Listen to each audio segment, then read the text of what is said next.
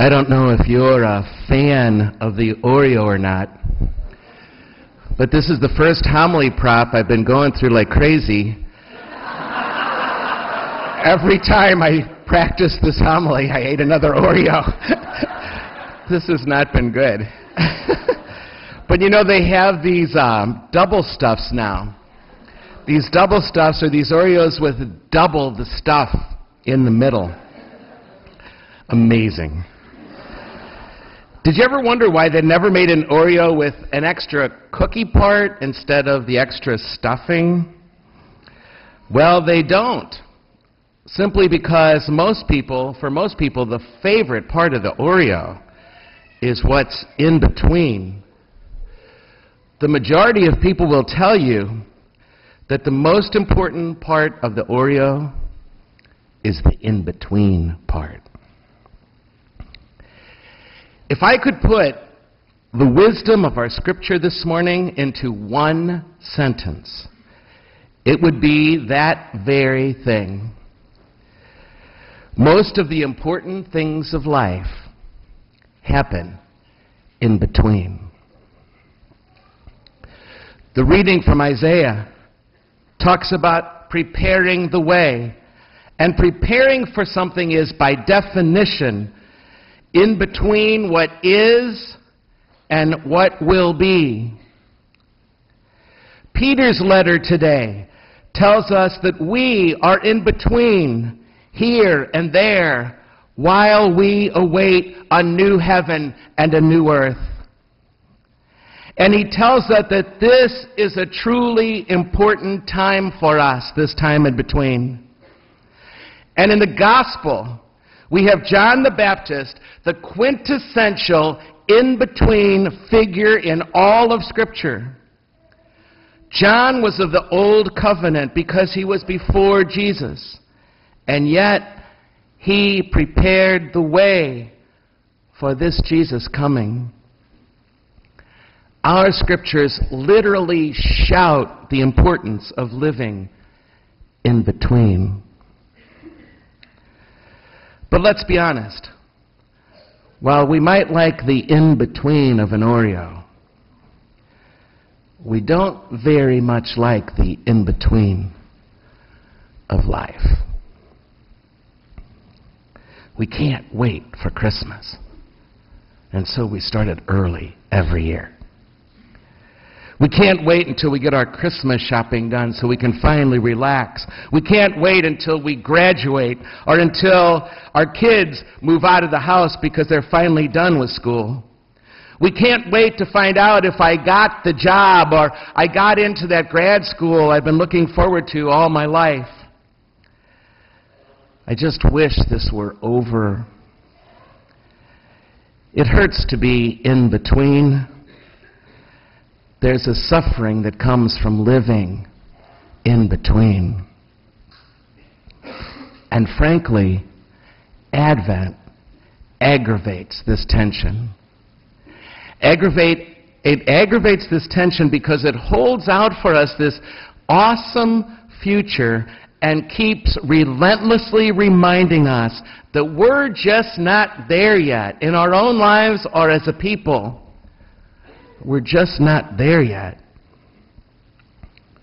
We like been there, done that. We like getting there. We like putting something behind us and checking it off the to-do list and arriving at that new destination.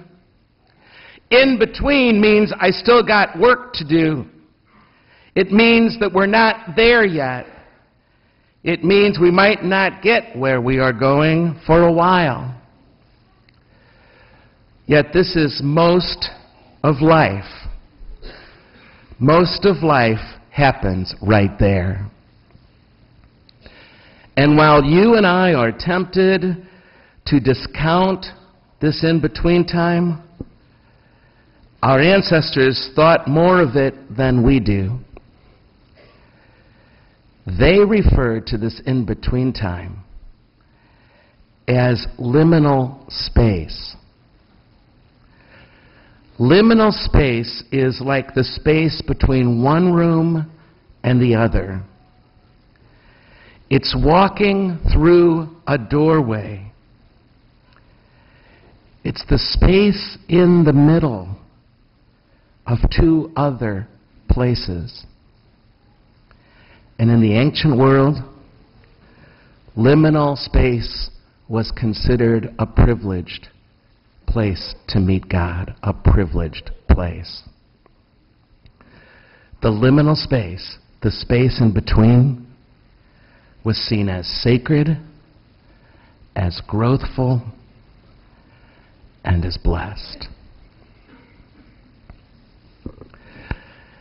Imagine a young person, perhaps, or even an older, after divorce or the death of a spouse, when you're sort of between girlfriends or boyfriends, or maybe you're somebody who never had one.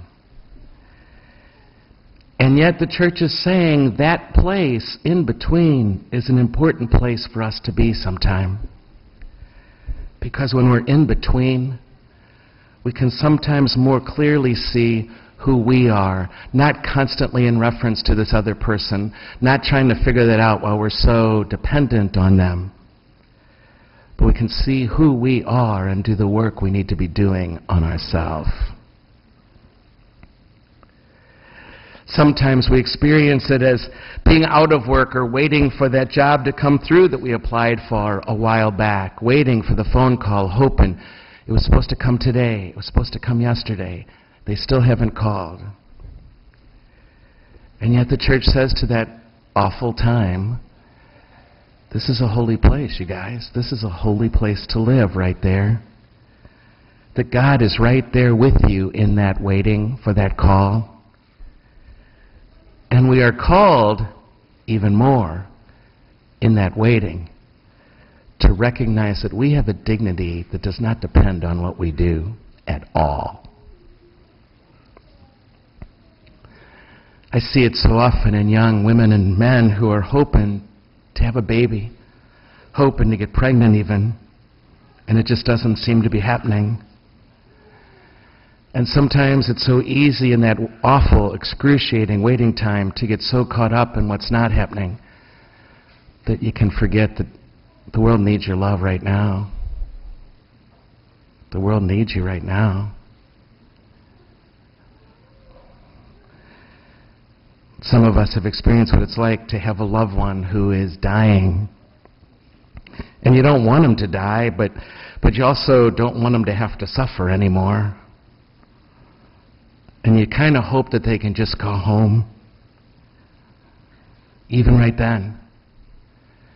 In that in-between place, there's all the love in the universe for us, for them.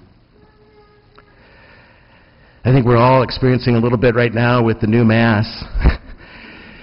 We are definitely in an in-between place. But I got to say, it's the cacophony that comes from some saying and also with you, or some saying and with your spirit, is kind of beautiful. I often imagine the early church was a lot like that cacophony. You're stressed and impatient with those imperfect kids of yours, yet you love them. You love them, but you still kind of wish they got their act together.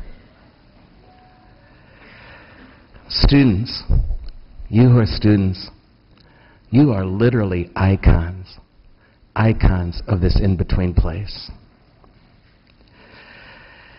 You embody for us what this is all about in these years of education. I received an email from a 15-year-old, not an email, really a text.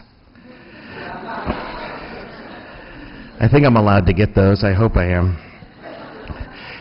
Here's what he wrote in his text. I decided that I hate high school and all this being a kid junk. He didn't use the word junk. I just want to be in college. Honestly, I hate high school. We've all been there along the way. Drop the word high school, put something else in there. We've been there. We just hate it here and wish it was over. And I look around at the CSC, and we've worked hard to be who we are, but I got to tell you, we are so far from being what we could be. The Catholic Student Center at Washington University is in between. what we are, what we were, and what we're not yet. And that's sometimes very hard for me. My own temptation is to think that if I just work hard enough, I'll finally get all caught up, and then my life will be great. And then I'll start to savor things. But what I keep bumping into again and again, that this is my life. This in-between time. No matter how many emails are undone, no matter how many programs are still undeveloped, no matter how many people are waiting to see me next. And I've said it before, and I'll say it again, as I look back on my life here these days, here at the Catholic Student Center at Washington University in St. Louis, I know that I'll be saying these were the good old days. I know someday I'll look back and say that. But sometimes it doesn't feel like that. The good old days are right now, in between, where we spend our days. It is a type of seeing which learns not to recoil from the in-between, but to embrace it and to trust it, For love and life are not just waiting on the other side of graduation, of adulthood, of marriage, of seminary, of medical school, of law school. This in-between stuff is life. As the old T-shirt said, this is not a dress rehearsal. Whatever it is we stand between right now, whatever it is you stand between, even the very waiting of the world, it's not just to be tolerated. It's not just to be put up with. It's to be chosen. The in-between stuff is life. And unless I learn how to live right here, I will never learn how to live there when it comes. In this imperfect life, on this imperfect day, when you and I are between many things, love and life are to be found. Grace is now. And there are pleasures and blessings all along the way. On some level, my friends, we are always in between. Life is mixed. Life is not perfect. And there is a life beyond this life, this being right now. But I'll never appreciate it except that I learn right now how to be here. After all, I think we'd all sort of agree that when it comes to the Oreo, it's that in-between stuff that makes it work. Now, I'm really tempted to eat this right now. Or at least lick the inside. But then I'd break my hour communion fast.